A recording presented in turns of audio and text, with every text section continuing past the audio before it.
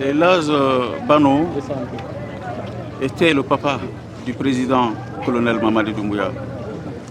Si son père est rappelé à Dieu, c'est de son devoir de dépêcher les plus hauts responsables du pays, à l'image du président du CNT, du ministre d'État PT, le ministre de l'administration du territoire, le ministre de la Santé, le ministre des Postes et Télécommunications et le ministre secrétaire général chargé des affaires religieuses et l'ensemble des préfets et gouverneurs de la localité pour venir en son nom, au nom du peuple de Guinée, présenter les condoléances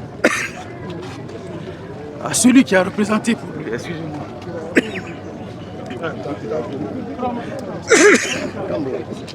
à celui qui constitue pour lui un père spirituel.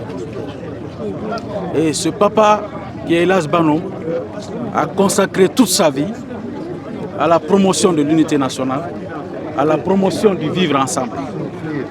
Donc, il ne peut pas être rappelé à Dieu sans que le chef de l'État ne s'illustre à travers cette délégation et les messages qui accompagnent et dont sont porteurs les membres de la délégation pour dire à la population de Pita que Elhadj Bano, c'est une perte pour toute la nation guinéenne. Parce qu'il a passé sa vie à se battre pour la cohésion. Il s'est battu pour l'islam. Il s'est battu pour la nation. Il s'est battu pour les causes des plus faibles. Ce n'est pas un fils du Fouta qui est parti, c'est un fils de la République de Guinée qui est parti.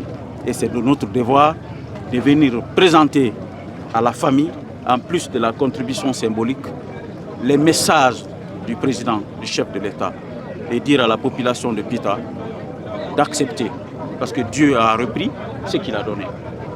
Et nous prions que l'âme de l'illustre disparu repose en paix et que Dieu l'accueille dans son paradis Firdaus. Et on prie Dieu que le symbole de l'unité nationale qu'il a représenté, que cette flamme ne s'éteigne jamais dans notre pays, parce que la Guinée est une famille. Et je prie pour la paix en Guinée, pour l'unité entre les Guinéens, pour que notre pays puisse briller dans le concert des nations. Je vous remercie. Merci.